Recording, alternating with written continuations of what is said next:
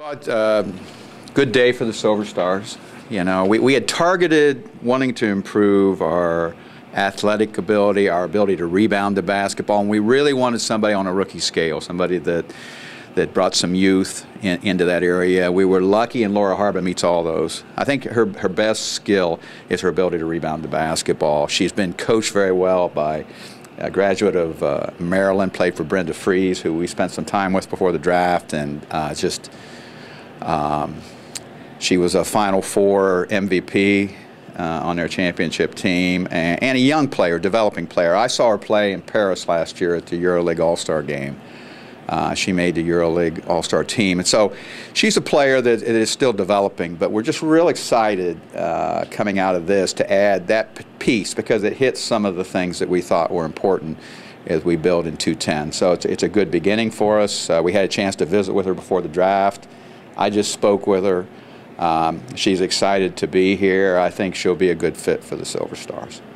Do you think she'd be there when you guys came on the draft? No. We targeted 3 players, and I did not think she'd be there, but she was, and so we're happy. We're happy. We are flexible when we draft, and so if somebody's there we don't expect, we do take them, and that's an example of it right there. Can you talk about the dynamic that exists when you've got a dispersal draft, the reality that a team is no longer in existence and what that means for the other teams in the league? Well, the depth of it is, first of all, it happens quickly. I don't think anybody surmised that Sacramento would be dispersing their players. So it didn't like you had a long time to do this. But the thing that I think people don't always understand is you're trying to fit from a salary standpoint in the salary cap. We have a very hard cap in the WNBA. So you're looking at the players, and you take away the unrestricted free agents, and that was some of their named players in Lawson, in Penichero, in Micah Ball, and some of those players. They're not part of this draft. So these are players either under contract, or they had a number of players that were called restricted free agents, which basically means that we would get their rights. It doesn't mean that we would sign them. It means we could match an offer with them. But now in Laura's case, we absorbed what would amount to a 2-year on a rookie scale. So those things are kind of important to a team. A team like us who we haven't had good draft picks for several years. Now this year we have one. But going back to Sophia's year where we drafted 4th, we have had lower draft picks, or we traded those picks. So for us to add somebody on a rookie scale who was a first-round pick, and that we can work within our team to build while they're still on that rookie scale, you think about things like that. I think people just basically look at players. And Laura's played about an average of 13 minutes a game. But we just like, and we like the fact she's typically played well against San Antonio. So the fact that we don't have to play with her and the fact that we will play with her was also appealing. How important was it just to get somebody who has playoff experience with her, but also, like you said, young and kind of just developing? I think it was real important on our roster, because if you look at our roster, we built it early with picks like Sophia, then went the veteran route. Now part of our merging as we go in 210 needs to be to get some rookie scale players, some players that we bring the youth. She's about 20, she would be 25, 26 in that area right now. I think it's real important, and it's hard to get them because they become valuable because of their salary and also because of the fact that they were first-round picks. So to absorb that into our team was really good because there were several scenarios where we didn't get a rookie scale player in this situation. And I like Laura. I think when our team gets to know her, when our community gets to know her, they'll enjoy her as well. She's an engaging young lady, but she also, for all the people that have watched the Silver Stars over the last couple of years, even in our team that ran to the championship, we were not a good rebounding team. At best, we were adequate. Well, the best thing Laura Harper does is rebound. So it's a pretty good fit to bring in somebody who does that. Kind of talk about your team. Just talk about, you were kind of working with Marion Jones a little bit. Just how's that looking right now? Well, I haven't worked with Marion Jones. So she has worked out here in San Antonio, but I can't really speak to Marion other than I know she's a desire to play in the WNBA.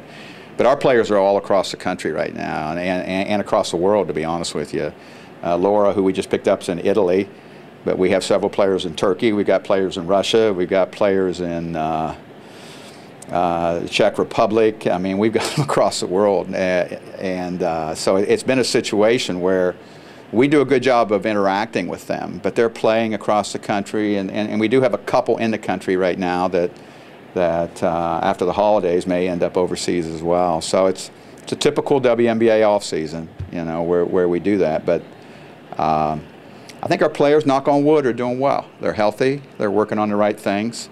It's been a good off season so far, and you just pray for good health, to be honest with you. When the dispersal draft comes down, do you go back and get tape and kind of when you look at ID, who you want to look at? How did that kind of all transform? Yeah.